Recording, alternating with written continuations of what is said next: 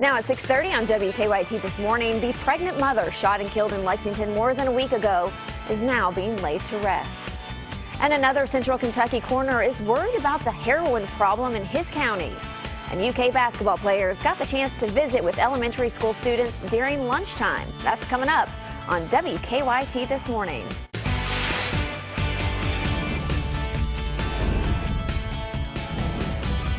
This is WKYT This Morning.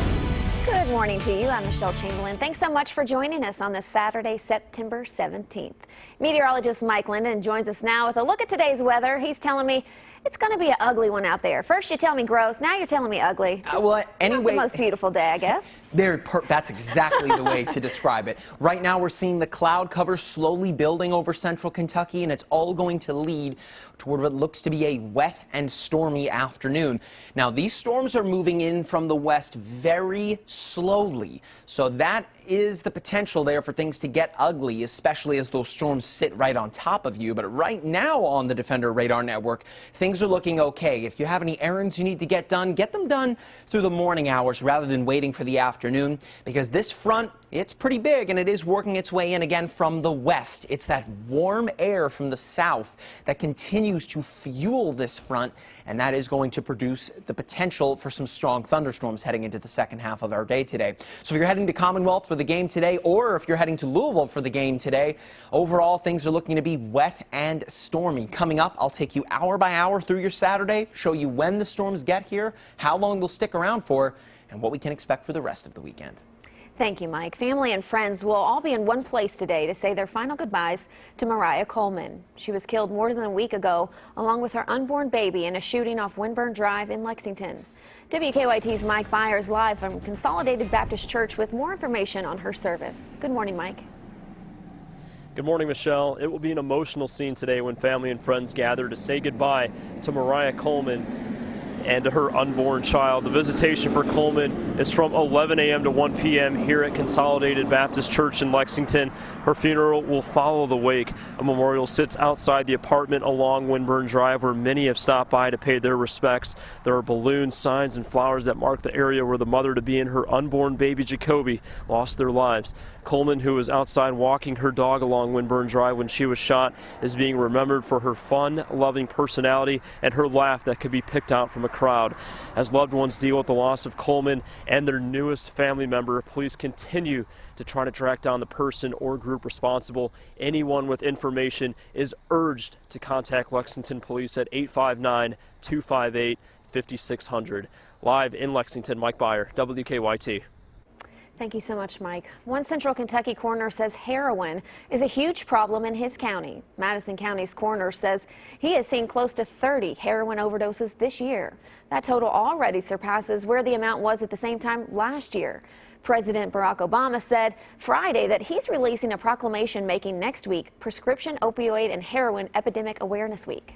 We're losing a generation. You know that as well as I do. We're losing a generation. I mean, I'm going through kids that are my children's age. U.S. Attorney General Loretta Lynch is expected to be in Madison County on Tuesday to discuss the heroin epidemic issue. A man wanted for stealing textbooks around the state has now been indicted on burglary charges. Morehead State University police say a Rowan County grand jury indicted Anthony Shields on 24 counts of burglary. Investigators say he stole 24 textbooks from the Morehead State campus. University of Kentucky police arrested Shields last month after they say he tried to sell textbooks stolen from Western Kentucky University at a Lexington bookstore. Police think he's also behind thefts at Northern Kentucky and Eastern Kentucky universities. Many Lexington daycare workers decided to walk off the job yesterday after they say they didn't get paid. Teachers at Bracktown Academy say it has been weeks since they were last paid. Daycare officials say some employees have been paid, but not all. Some kids were even turned away yesterday morning because there were not enough teachers working. First Baptist Church Bracktown runs the daycare. The pastor there says there is money in the bank to pay employees and all paychecks should clear. I don't understand why some of the checks cleared, some of the checks did not. I don't exactly know what that is, but ultimately it's my responsibility. There is no word yet on when the pastor thinks those checks will clear. A former UK basketball player has died after a battle with cancer. Charles Hurt died last night after his battle with leukemia. Hurt was being treated at a Louisville hospital before his death. Hurt played for the Wildcats from 1979 to 1983. Hurt played high school ball at Shelby County High School in the late 70s. He also served in the military. Charles Hurt was 55 years old. Some elementary school children in Lexington received a surprise. The UK basketball team brought them lunch. The Cats teamed up with God's Pantry for the special delivery. Players stopped by Picadome, Cassidy, and Lansdale Elementary schools yesterday. The Cats said it was a great experience for them. I remember being little and looking up to guys like us who would come into our schools, and it's normal to us, but to them we're like superheroes, right? So it's great to be able to give them that kind of excitement. UK Athletics plans to deliver more than 5,000 lunches to students this school year. New this morning, it's been 7 months since the Rabbit Hash General Store caught fire, and the old landmark is starting to rise from the ashes. The restoration is ahead of schedule, and the store should reopen next summer. Joe Webb has a closer look at the one-of-a-kind construction project. The sound of a hammer hitting a nail can symbolize a lot of things, but today in Rabbit Hash, it meant progress and hope.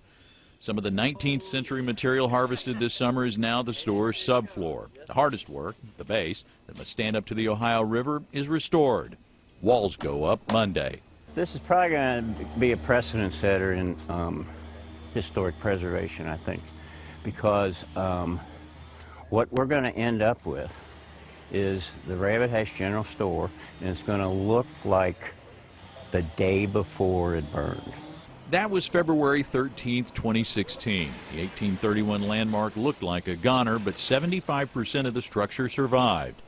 The next day, the store reopened in a temporary location across the road.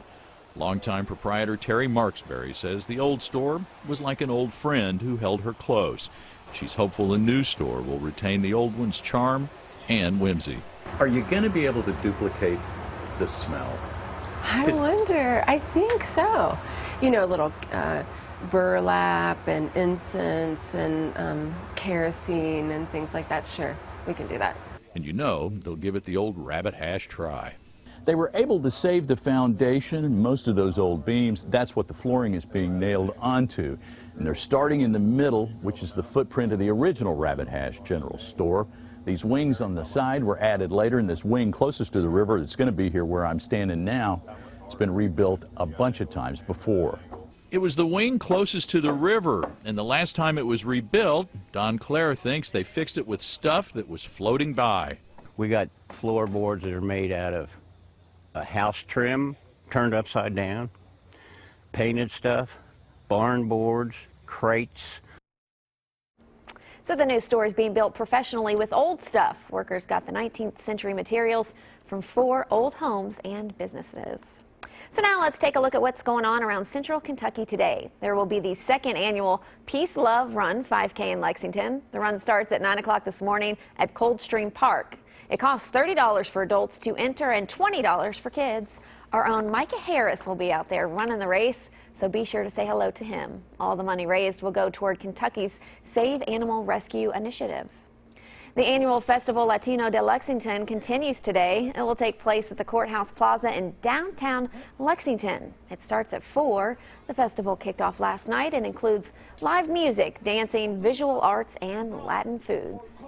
And over in Pulaski County, you can take part in the first day of Autumn Fest at Bear Wallow Farm.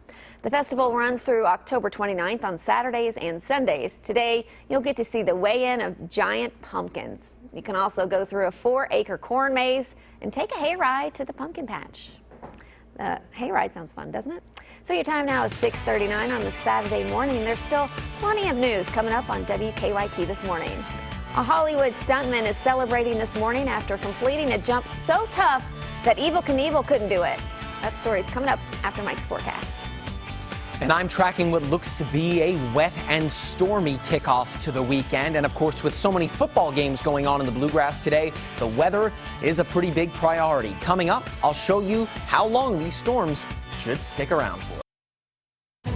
Now, your zone-by-zone forecast with meteorologist Mike Linden. Well, here we go. The weekend is here, so are all the big football games in Kentucky today. Of course, the Louisville Cardinals kick off at noon, but we care more about the Wildcats, right? They kick off at 4 o'clock a little bit later on, but all in all, things are going to look pretty gray and potentially a bit wet. We are looking at some strong storms coming in from the west right now, still over the Owensboro area, so still tracking their way eastward as the cloud cover continues to build over central Kentucky. We zoom out here and take a wide look at what's going on. And again, this cold front coming in from our west is very slow moving. That's not necessarily a good thing, especially when you're talking about all this warm air coming in from the south, fueling that front. That's why you're seeing all those storms popping on the eastern side of that front. And that will continue to occur as our day rolls on today, as that front works its way eastward. So a wet and stormy weekend as we get started with this weekend. But as far as what we're dealing with moving forward, again, things aren't going to be so pretty, especially with that front over Kentucky. As again, all that warm air continuing to fuel those storms on the eastern side of that front. That'll be today and tomorrow as well. If you're heading to Commonwealth Stadium for the game, of course, that's at 4 o'clock. But even for the tailgate, rather, things are going to be quite messy. It's right around noontime today that we start to see some showers, and then things pick up as our day rolls on. High temperatures in the mid to low 80s today. Of course, thunderstorms could help to knock down the humidity and the temperatures. But regardless, you're still looking at some ugly looking football weather moving forward today. Check it out. This is right around 8 o'clock this morning. Things are still looking good. It isn't until we get into the afternoon today that that front gets here. And again, it's going to be moving slowly. Thunderstorms popping at around noon to 2 o'clock over central and southern Kentucky. That will continue to stay with us as our evening rolls on. This isn't going to be a big downpour. It's not going to be an all-day kind of rain, but when you do see the rain, it is going to be heavy. Not to mention, could be looking at some lightning and strong winds at that point as well. Moving into the overnight hours, that's where that front is sitting by midnight tonight, right over the Madison County, Boyle County area. Again, slowly working its way eastward. As we head into Sunday morning, most of the storms sitting right over southern and southeastern Kentucky as things do begin to improve a bit in central Kentucky. But we could still be looking at a few pop-up leftover storms as we head into Sunday afternoon. Some storms wrapping around that low and into central Kentucky. Monday looks really good. In fact, the upcoming work week as a whole looks really good. Your chances for rain drop off big time as we work our way through the next few days here, heading into the upcoming work week. I mean, can't look better than that, right? Lots of sunshine for us as we head into Monday. Of course, counting down the days until the fall season kicks off officially. That is on Thursday, but right up until that point, we are looking at summer conditions, summer temperatures, as things continue to be a bit ugly this weekend in Kentucky. Michelle, of course, again, Commonwealth Stadium, the game kicks off at 4. Then the Louisville Cardinals kick off at noon today. So some big games in Kentucky today, and it looks like some big-time summer weather to boot. Well, hopefully that rain won't keep people away. That's right. Go support the Cats, right? Absolutely. I don't think, even in the past, a little bit of rain hasn't kept the BBN from showing up. Tailgating's fun no matter what the weather is. 100%. I agree with you there. So a Hollywood stuntman can now say he did something that the legendary Evel Knievel could not do. Okay, so this is Eddie Braun, and he jumped over Idaho's Snake River Canyon in a steam-powered rocket cycle on Friday. Look at him go. Okay, so Evel Knievel tried this jump back in 1974, but it didn't work out too well for him. He ended up in the bottom of the canyon because his parachute deployed too soon. Braun, though, says he worked on the jump for 3 years, spending $1.5 million on the project. I guess that's one way to get some adrenaline, I guess. But I would say so. I'll stick to a roller coaster. $1.5 million. That's a lot of money. But you know what? This guy is so successful. I looked him up, and he has been in 193 films. He just did a stunt for the Sully movie. Oh, the movie with Tom Hanks? Entourage, remember that show? Okay. Horrible Bosses 2. I'm trying to think. The Hangover. Scary Movie. This guy's been in a lot of movies. Pretty successful guy. Even still, though, to hear, to set that jump up and to ask where Evel Knievel ended up. Oh, he was at the bottom of the canyon. But don't worry. It'll be fine this time. Yeah, I'll give it a shot. Not Crazy for me. Stuff. So your time now is 6:47 on this Saturday morning. We'll take a look at your money when we come back. New data on consumer prices, including one cost that saw a record jump last month. Also, U.S. roads are being used as never before. I'm Brooke Silva-Braga in New York. Those stories and more coming up in your CBS Money Watch report. Welcome back to WKYT this morning. It has been a record year for driving in the United States as Americans drove nearly 300 billion miles in July alone. Plus, medical bills saw the largest one-month increase in 32 years. Brooke Silva-Braga has the latest on your money.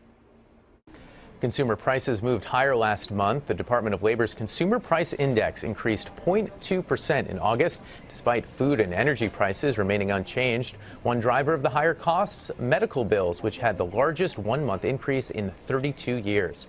Stocks closed an up week with a down day on Friday, the Dow falling 88 points, the Nasdaq down 5. It was the busiest July ever on U.S. roads. The Department of Transportation says motorists drove 287.5 billion miles in July. That's 2% more than last year, and it puts 2016 on pace to be a record year for driving as gas prices remain low. The cheap ride could be slowing for drivers in the southeast, though, because of a leak in the Colonial Pipeline, which connects Houston and New York. GasBuddy.com projects a gallon of gas will rise 5 to 20 cents over the next week from South Carolina to Virginia. 250,000 gallons of oil have spilled in Shelby County, Alabama, due to the leak. That's your Money Watch. For more, log on to CBSMoneyWatch.com. In New York, I'm Brooke Silva-Braga. Welcome back to WKYT this morning. Your time is 6:54. So there's a lot going on this Saturday. And here's a look at some of the events taking place today in Central Kentucky. There will be the second annual Peace, Love Run 5K in Lexington. The run starts at 9 o'clock this morning at Coldstream Park. It's going to cost you $30 to enter and $20 for kids to enter. Our own Micah Harris will be there running the race, so be sure to say hi to him. All the money raised will go toward Kentucky's Save Animal Rescue Initiative. The annual Festival Latino de Lexington continues today. It will take place at the Courthouse Plaza in downtown Lexington starting at 4 o'clock. The festival kicked off last night and includes live music, dancing, visual arts, and Latin foods. So this is an interesting story. The University of California, Berkeley is coming up with a new way to possibly record information about your nervous system in real time. Sharon Chen has the story. Tiny as a grain of sand, Michelle Maharbis says it's a sensor which could one day be planted in your body to wirelessly record information about your nervous system in real time. From the outside, you send in an ultrasonic wave. That ultrasonic wave reflects back from the implant, and when it does so, there's information encoded in the reflection that tells you how the neuron or the muscle or the general nerve is firing. The professor developed the neurosensor with researchers at UC Berkeley's Electrical Engineering and Computer Science department. The device doesn't need batteries. The ultrasound wave hits the square crystal, producing electrical power for the circuit, which then takes in the information.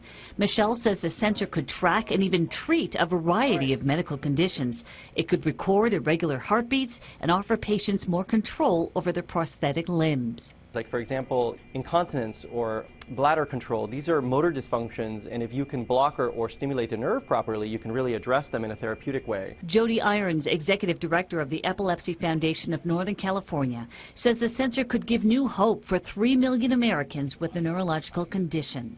Being able to provide the stimulation to perhaps stop seizures before they fully fledge, which means a seizure-free life is the dream for many people living with epilepsy. You know, that's where Ashley Judd's going to go get her PhD. Here you go. The BBN is everywhere. Everywhere. It's spread across America. But let's focus back in on Kentucky, because here things are going to be a bit ugly today. Of course, the BBN is back in town. Of course, we are looking at a 4 o'clock kickoff against New Mexico State. Maybe not the best football weather out there for you. Storms kicking off this afternoon and staying with us through most of Saturday. This isn't going to be an all-day rain, but when you do see storms later this afternoon, some of them could become a bit strong. We're talking rain, lightning, and strong winds, and those are likely to continue as we head into Sunday morning. So the weekend as a whole, not looking so pretty, but Michelle, look at that upcoming work week. It's looking good. Be prepared for the game today, right? Your umbrella, your ponchos, whatever you need. We'll be back with another hour of news, sports, and weather. Join us.